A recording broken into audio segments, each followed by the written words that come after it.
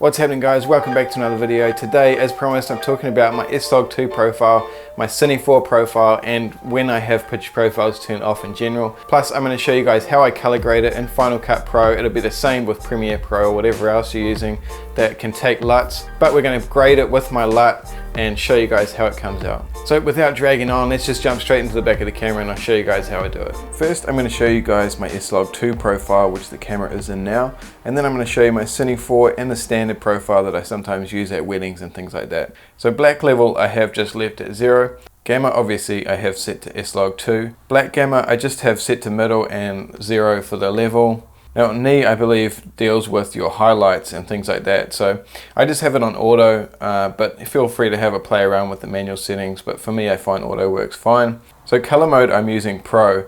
When you automatically go to S-Log, it's in Get S-Gamut, which is really super flat and can be really challenging to color grade unless you're really awesome at it. If you want to stick with S-Gamut color to get that wider space, I would just use S-Gamut 3 Cine. It's just a little bit easier to deal with, and it's a little bit, it's a little bit more forgiving. But with Pro, I find straight out of the camera it comes really nicely. Obviously the picture is still really flat, so we chuck my LUT on it, or you can just color grade it yourself, but Pro is a really good start. And then I just bump the saturation up to +15. I find +15 works for pretty much everything. I don't need to lower it or raise the color saturation, but it's not too saturated or too flat, it just kind of works. Color phase is just at 0. Now color depth is where I've changed things up a little bit. What color depth does, as far as I can tell, I don't know the scientific reasons behind it, but it just kind of changes the luminance and the depth of, obviously the depth of each color. So you've got red, green, blue, cyan, magenta, and yellow. These are the settings that I've found work really well, especially for skin tones and stuff like that. So you try it out yourself, but that's how I have my camera set up. That's my trick there. Now detail, by default I believe it's on -7 for when you change it to S-Log and Full HD.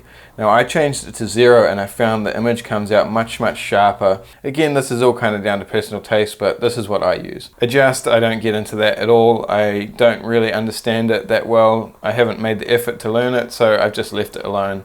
And yeah, but that's pretty much it for the PP7 profile. Now jumping over to my PP2 profile, which is my CINE4, everything's the same except it's CINE4 +2 black level. Black gamma and knee is all the same, still Pro color mode. The only difference is I have -5 in the saturation because CINE4 is by default a little bit more saturated.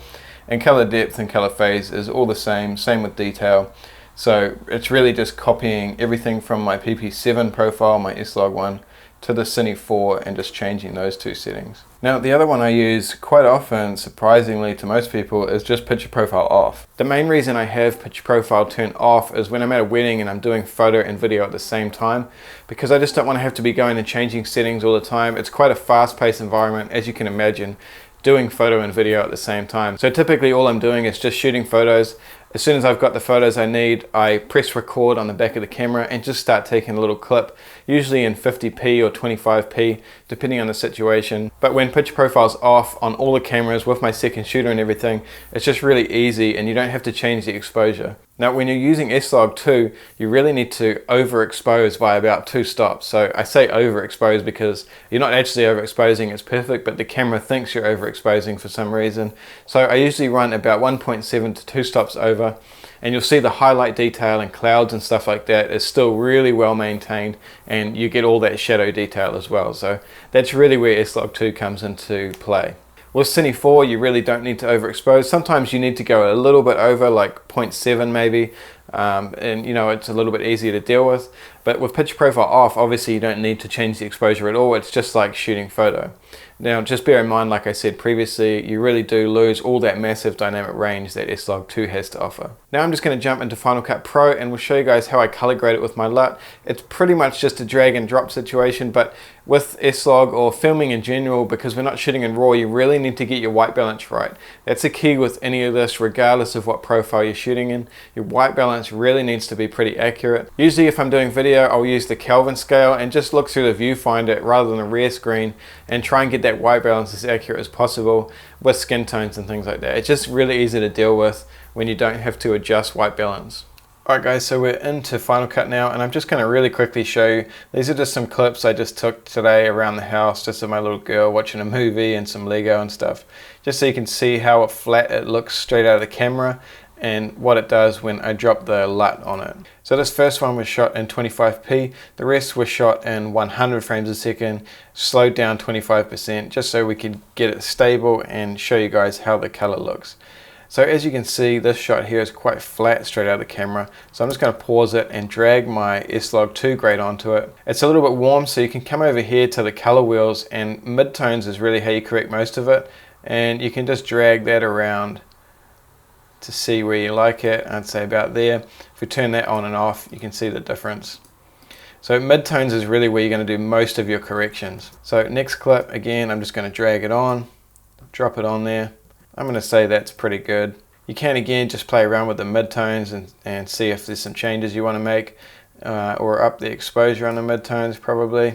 Again, play around with those midtones. It really doesn't need a whole lot of adjusting, to be honest, so I'm just going to leave it there. And just some Lego blocks. Let's chuck it on again. And there you go. It just brings all the contrast back.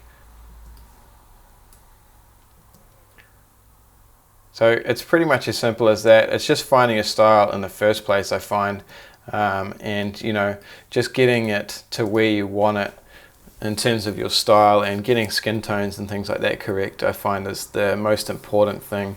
It's quite challenging to begin with, but once you use this profile and you know, once you can get your hands on my LUT, it'll probably help you out a fair bit, I think. The other thing I have here, this is just a standard letterbox, but I've saved it to a preset so it's easy just to drag and drop. But if I put this on this footage here, you see it just adds the cinema lines. It just creates a more cinematic shot. If you want to find the letterboxing in Final Cut, just go all photo and video, type in letterbox, and that's the one there. That's my preset that I've saved, but that's the one that you want to be using. So you can drag that on and just adjust it within your settings here. So that's pretty much it, guys. I hope that helped you out, and if there's anything else you want to see or any questions, just comment below and I'll get onto those straight away. Thanks for watching.